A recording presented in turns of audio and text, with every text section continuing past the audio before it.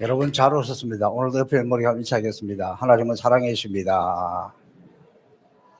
자, 가슴에 손을 얹고 한 해 마지막 크게 한번 외쳐보는 것인데, 내가 복등이다. 내가 복등이다. 여러분이 복등입니다. 여러분 때문에 교회도 있고 가정도 있고 대한민국도 있으니 여러분의 인생이 복등이로 살아갈 수 있기를 주님의 이름으로 축복합니다. 지난 15일 교수신문에 해마다 교수님들이, 한국의 교수님들이 한 해를 돌아보고 또 새해를 맞이하면서 그 의미 있는 사자성어를 하나를 발표를 하는데, 올해는 공명지조를 꼽았습니다. 이 공명조라는 새의 이름입니다. 이 새는 아주 추운 히말라야 산 속에 살고 있다고 하고, 공명조는 상상 속에 있는 새라기도 합니다. 이 새는 머리가 두 개예요. 그래가지고 하나는 아침이 되면 일어나고 또 하나는 밤이 되면 일어나고, 각각 이게 달라요. 그리고 또 한 마리는 몸을 위해서 늘 좋은 음식들을 쫓아다니면서 먹어요. 그런데 이것을 보고 이 한 마리가 시기심이 생기는 거예요. 질투심이 생기는 거예요. 그래서 질투심이 생기니까 어떻게 하냐 그러면 독약을 집어먹어버린 거예요. 그래서 이 새가 두 마리가 모두 죽었다. 그래서 서로가 어느 한쪽이 없어지면 자기만 살 것이라고 생각하지만 결국 공멸하는 운명 공동체이다. 공명지조를 올해의 사자성어로 추천한 최재목 영남대 철학과 교수는 현재 한국의 상황은 공명조와 비슷한 것 같다. 아마 정치인들 이야기하겠죠.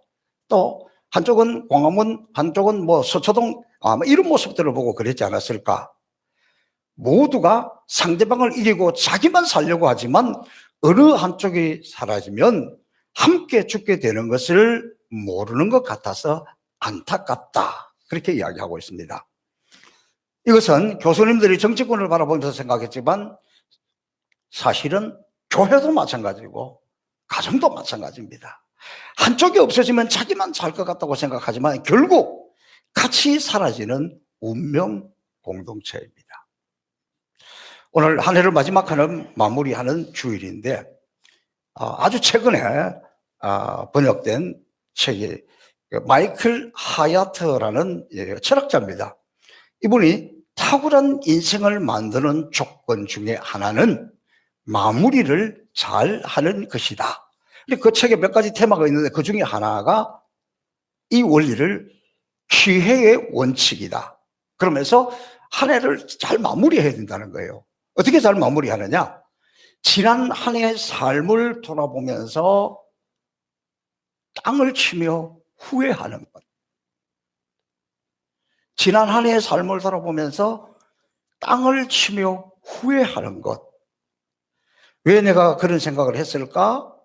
왜 내가 그런 말을 하고 왜 내가 그런 행동을 했을까? 나는 왜 그렇게 살았을까? 땅을 치며 후회하는 사람이 이 기회를 잡는다는 거예요.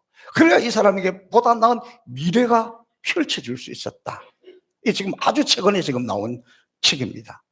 그래서 우리가 더 바람직한 미래를 준비하기 위해서는 이해가 가기 전에 땅을 치면서 후회해야 된다. 이거 우리말로 하면 회개해야 된다는 거죠. 그래야 더 나은 미래를 맞이할 수 있다. 이건 미래를 준비하고 있는 마이클 하야트가 쓴 책에서 나오는 겁니다. 저는 굉장히 의미가 있다고 생각합니다. 자, 우리는 지난 한 해를 되돌아보면 대한민국의 교수들은 공명지조라 그렇게 이야기했는데, 저에게 묻는다면 저는 우리가 오늘 불렀던 찬송가 301장 지금까지 지내온 것 주의 크신 은혜라, 한이 없는 주의 사랑 어찌 이루 말하랴, 자나깨나 주의 손이 항상 살펴주시고 모든 일을 주 안에서 형통하게 하시네. 결국 모든 것이 하나님의 은혜로 형통하게 마무리하셨고 모든 것이 감사할 뿐입니다. 우리가 이렇게 하나님 앞에 감사하면서 나가면 하나님은 새해에도 우리에게 형통의 길로 인도하여 주실 줄로 믿습니다. 감사로 마무리하고 감사로 시작하여 복된 삶을 사시기를 주님의 이름으로 축복합니다. 여러분, 우리가 인디언들 그러면 약간 미개하다고 생각하잖아요. 근데 그렇지 않아요. 인디언들은 그 특징이 시인이라는 겁니다. 그래서 인디언들이 그들은 주위에 있는 풍경이나 또 어떤 변화나 마음의 움직임을 대로 각 달의 명칭을 정했다고 합니다. 1월은 마음 깊은 곳에 머무는 달, 2월은 새순이 돋는 달, 3월은 한결같은 것이 아무것도 없는 달, 3월 되면 변화무쌍하다는 거죠.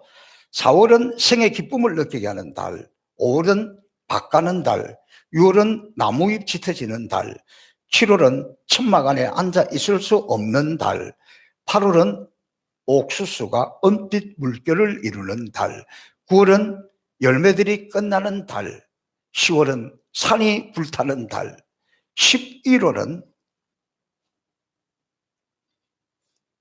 모든 것이 다 사라진 것은 아닌 달. 그러니까 열매도 거두고 단풍도 떨어지고 그러지만 그렇다고 다 사라진 것은 아니다, 그런 뜻이죠.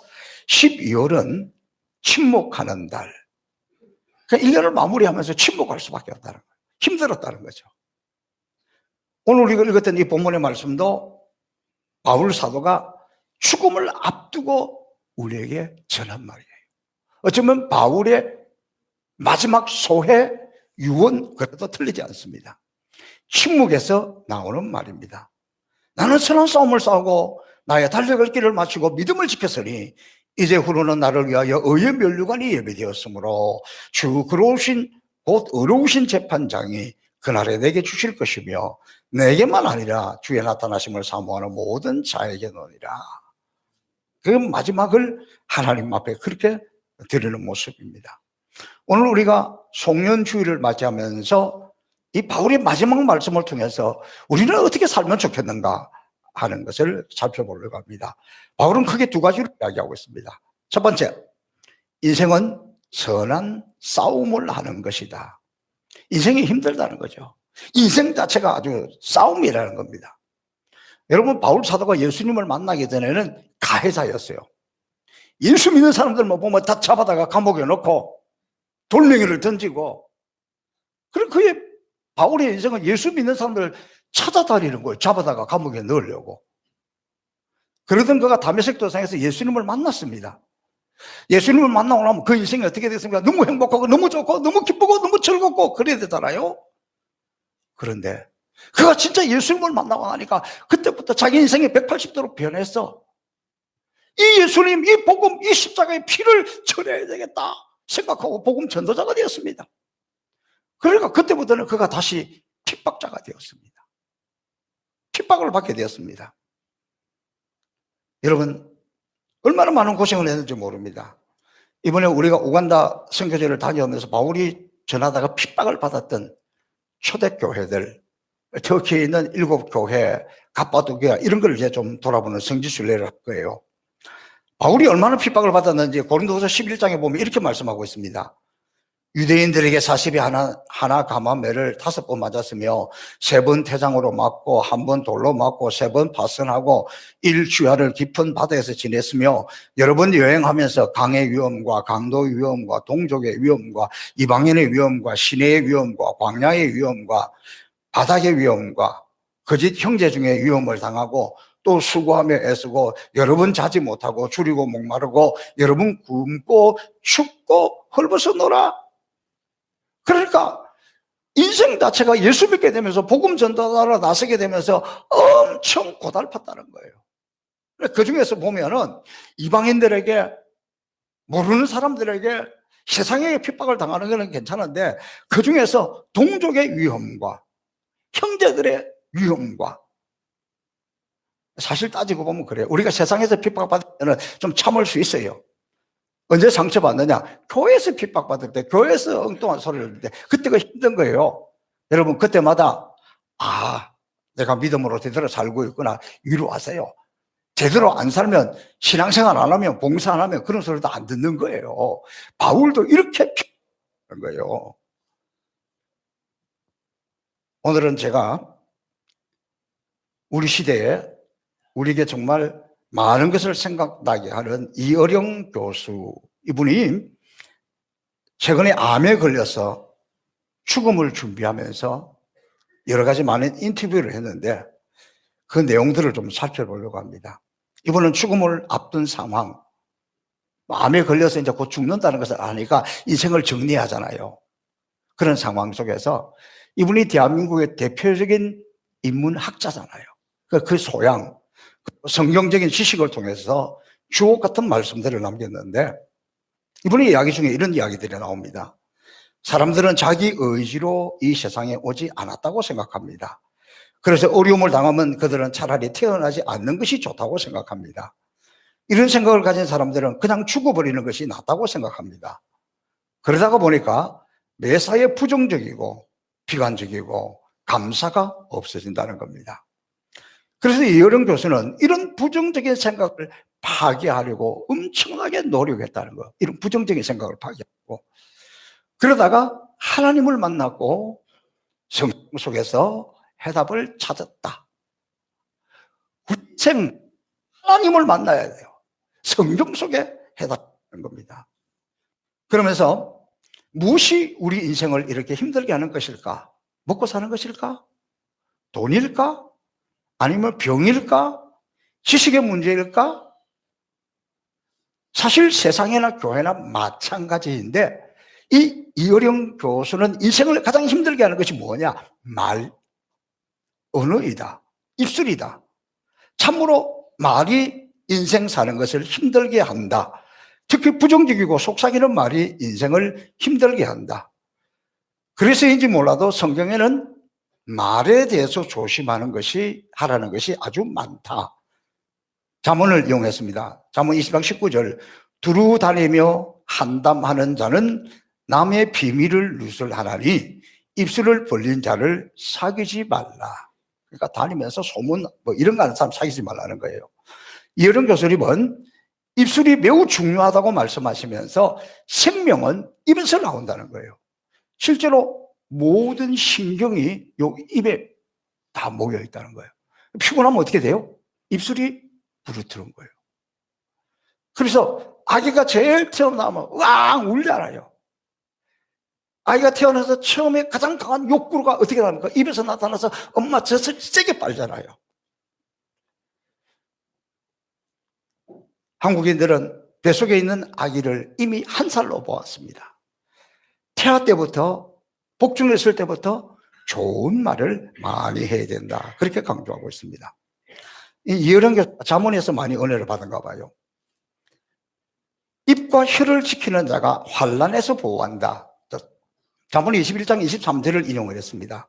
입과 혀를 지키는 자는 자기의 영혼을 환난에서 보존하느니라. 그만큼 말이라는 것이, 입술이라는 것이 무섭다. 말 때문에 인생이 힘들어진다. 그걸 강조하는 거예요. 이 죽음을 앞둔 사람이 깨달은 거예요. 그래서 저는 오늘 한 해를 마무리하는 마지막 주일을 보내면서 우리가 이런 결단을 한번 주겠습니다. 저를 따라하겠습니다. 좋은 말만 하겠습니다. 긍정적인 말만 하겠습니다. 그래야 성공하는 행복한 인생을 살아요. 죽음을 앞둔 사람이 제일 후회스러운 게 그거라는 거예요. 제일 무서운 게 말이라는 거예요. 자, 둘째.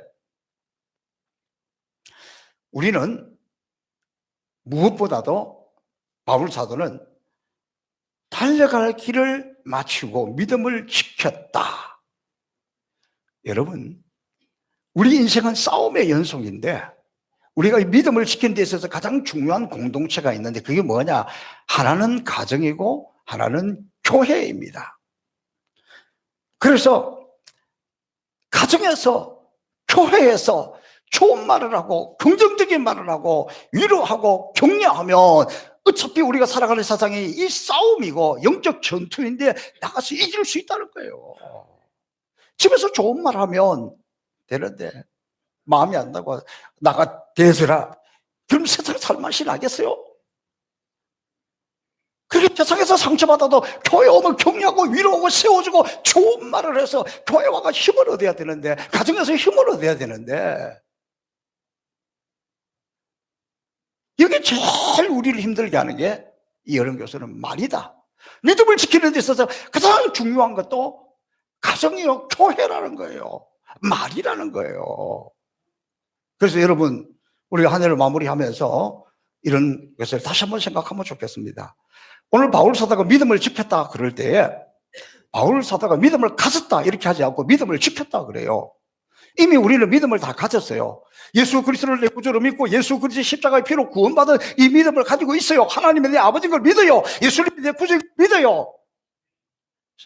성령님이 나와 함께 그것을 믿어요. 다시 하겠습니다. 그러니까 아멘 해야 넘어가는 부분 아닙니까? 하나님이 살아계신 것을 믿어요. 하나님이 내 아버지인 것을 믿어요. 예수님이 십자가의 피로 구원받은 것을 믿어요. 성령이 함께하는 것을 믿어요. 오늘 바울 사도가 믿음을 지켰다고 하는 것은 사실은 이걸 이야기하는 게 아니에요. 이거는 이미 우리가 다 가지고 있는데, 문제는 우리의 믿음은 십자가 복음만 있는 것이 아니라 십자가 이후에 부활도 있고 이후에 성천도 있고 이 세상에서 살아야 되는 삶, 세상 속에서 삶 속에서 우리의 믿음을 지키는 것, 이것을 총체적인 복음이라 그렇게 이야기하는 거예요. 근데 우리 한국교회 약점이 예수 믿고 구원받았다, 예수 믿고 천국 간다, 이것만을 강조하니까 그런데, 이건 이미 우리가 가지고 있고, 바울이 말하는 믿음이라는 것은 이미 이 복음은 가졌고 이 믿음은 가졌고 십자가의 복음을 가졌지만 우리의 삶 속에서, 생활 속에서 믿음의 사람답게 말 절제하고 복음을 전하고 긍정적인 말을 하고 사람들에게 영향을 끼치는 삶을 사는 것, 이걸 지키기 위해서 노력했다는 거예요. 저는 오늘 졸업식을 하면서 속으로 계속해서 기도했던 것, 하나님 제발 이 아이들이 믿음을 지키게 해주세요, 그러면서 기도했습니다. 왜냐하면 한 단계 올라가서 끝나버리는 수가 많아요. 그럼 오늘 이 청소년부 졸업했으면 이제 다음 주부터는 뭐 9시든지 11시 예배를 와서 잘 드려야 되는데 이게 잘 이어지지 않더라니까. 그래서 저는 오늘 졸업식 하면서 정말 하나님이 이 아이들이 이제 예배도 서게 해주세요, 이 일을 잘 드리게 해주세요, 그러면서 바울의 심정이 더 이해가 됩니다. 왜 바울이 특별히 교회를 향해서, 신앙생활 잘 하고 있는 교회를 향해서 디모데에게 이런 이야기를 했을까? 이것은 우리 인생이 나이가 들고 세월이 들면서 믿음보다는 내 자아가 더 나오기 때문입니다.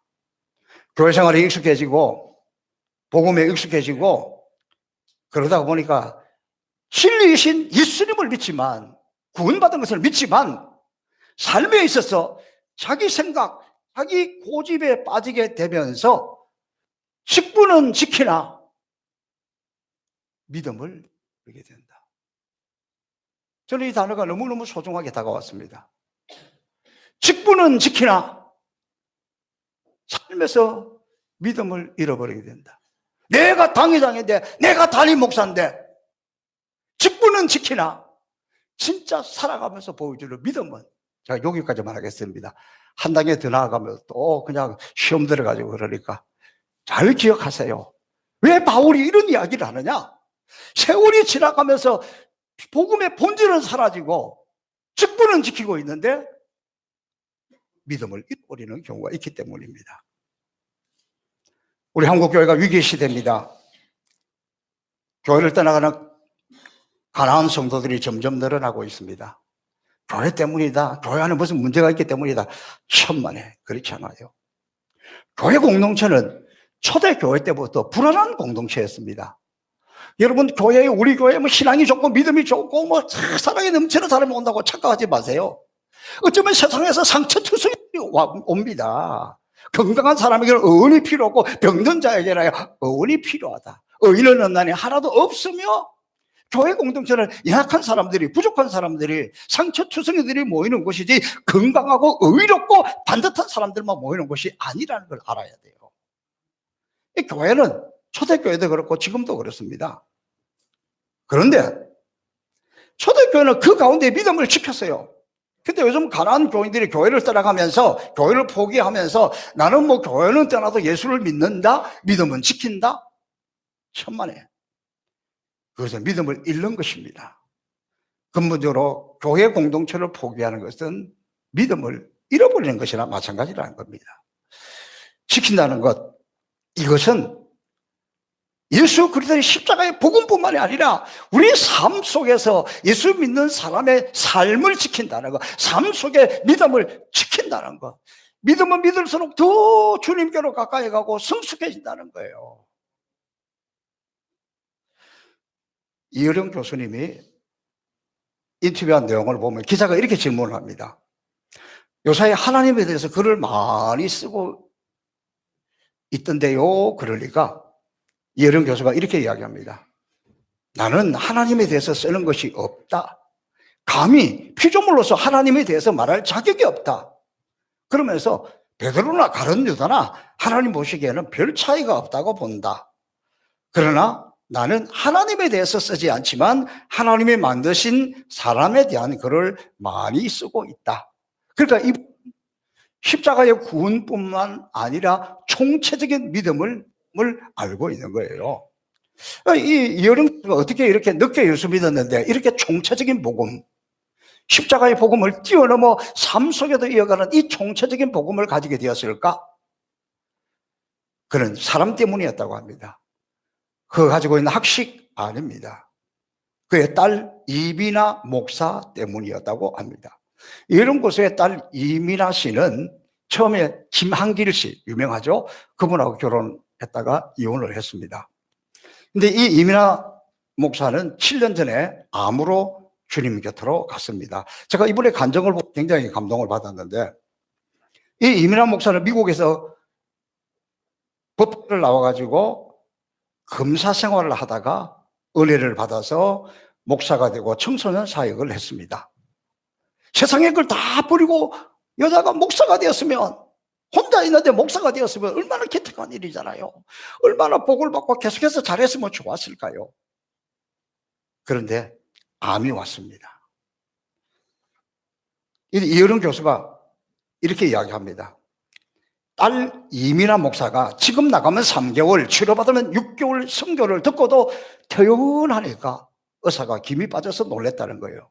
어쨌든 자기가 살아보려고 이렇게 살리려고 했는데, 그가 미국 법대를 조기 졸업하고 이혼하고도 편지 한 장 안 쓰던 쿨했던 애인데, 이 딸이 이렇게 이야기하는 거예요. 나는 아빠가 예수님을 믿는 것이 소원이다. 그 딸이 죽어가는 그 마지막 순간에 나는 아빠가 예수 믿는 것이 소원이다. 그 말을 들을 때에 자기 마음이 열려서, 그래, 그러면 내가 한번 믿어볼게. 그래서 믿기 시작했다는 거예요. 그리고 마지막까지 딸이 청소년 강연을 하며 주님 앞에 가는 것을 준비했다는 것입니다. 이어령 교수님은 인생에서 가장 감사할 때가 언제냐? 이렇게 이야기합니다. 딸이 암에 걸리고 1년 동안 한국에 같이 있을 때라는 거예요. 사형 선고를 받았는데 이 딸은 어느 날 누가 꽃다발을 들고 오면 너무 꽃다발이 예쁘다고 막 감탄을 한다는 거예요. 왜냐하면 어쩌면 이것이 마지막일지도 모르니까 그 감탄하고 감동한다는 거예요. 하나님이 주신 온 세상이 너무너무 아름답다고 할 때 그때가 가장 행복했다고 합니다. 서울의 밤을 보면서 아빠 밤 풍경이 너무 아름다워, 그렇게 감동하는 모습을 볼 때가 자기는 가장 행복했다는 거예요. 딸은 마지막 죽음 직전까지 복음을 전했고 기도하면서 쓰러졌다가 5시간, 6시간 후에 하나님 앞에 갔다는 거예요. 이어령 교수는 죽음 앞에서, 지금 자기가 이제 암에 걸렸습니다. 죽음 앞에서 내가 이렇게 담대하게 된 것은 딸 이미나 목사 때문이었다. 이미나 목사님은 예수 믿고 천국을 소유했기 때문에 죽음 앞에서도 담대했다. 그래서 이어령 교수님은 나도 예수님을 만나고 보니 죽음이 두렵지 않다, 천국이 있는데, 그러면서 담대하다는 거예요. 여러분, 이것이 그리스도인의 진짜 삶입니다. 톨스토이의 작품 중에서 3가지 의문이라는 책이 있습니다. 인생에서 풀기 힘든 3가지 의문을 가지고 고민하는 왕이 있었는데, 첫 번째 고민은 뭐냐? 모든 일에 있어서 가장 적절한 시기는 언제인가? 우리도 똑같죠. 가장 적절한 시기. 그 다음에 두 번째, 어떤 인물이 가장 중요한 사람일까? 세 번째, 세상에서 가장 중요한 일은 무엇일까? 그가 이 해답을 얻기 위해서 당시에 산에서 아주 세상을 깨닫고 이치를 깨닫고 철학자 도인이 있어서 그분에게 찾아가서 좀 자문을 구하려고 갔는데 이 사람이 들은 척도 안 하고 밭일만 하고 있더라는 거예요. 밭일을 하고 있는데 갑자기 저 숲속에서 한 청년이 피투성이 되어가지고 튀어나왔다는 거예요. 근데 이 청년은 늘 자기를 죽이려고 했던 사람이라는 거예요. 자, 이분이 그 앞에서 이렇게 대답을 합니다. 세상에서 제일 중요한 때는 지금이다. 세상에서 제일 중요한 인물은 지금 대하고 있는 사람이다. 세상에서 가장 중요한 일은 지금 대하고 있는 사람에게 최선과 정성과 사랑을 베푸는 것이다. 이혜령 교수는 지금 자기는 하나님 앞에 너무 감사하다는 거예요. 자신이 깨달은 것은 지금 내가 살고 있는 인생 자체가 하나님이 주신 선물이라는 거예요. 그러면서 자기가 어릴 때 받았던 지옥의 그 선물이 너무 감사하다는 거예요. 어릴 때 받았던 뭐 조그마한 이런 선물들이 지금 생각이 나서 너무 감사하다는 거예요. 아침 햇살을 보면서 하나님이 이렇게 햇살을 비춰주는 걸 보면서 너무 감사하다는 거예요. 그리고 돌아보니까 어머니가 자기 등을 두드려 줬을 때, 선생님이 자기 등을 두드려 줬을 때 그걸 생각하니까 너무 감사하다는 거예요. 그게 다 하나님의 선물이라고 고백합니다. 그래서 지금 자기 나이는 지구 나이, 이 지구 나이와 더불어서 87세다. 지구 나이와 87세를 합한 것이 나이라고 합니다. 요즘은 생일 케이크 그렇게 예뻐 보인다는 거예요. 왜? 다음 생일 케이크를 받을지 안 받을지 모르잖아요. 모든 것이 너무너무 감사하다는 겁니다.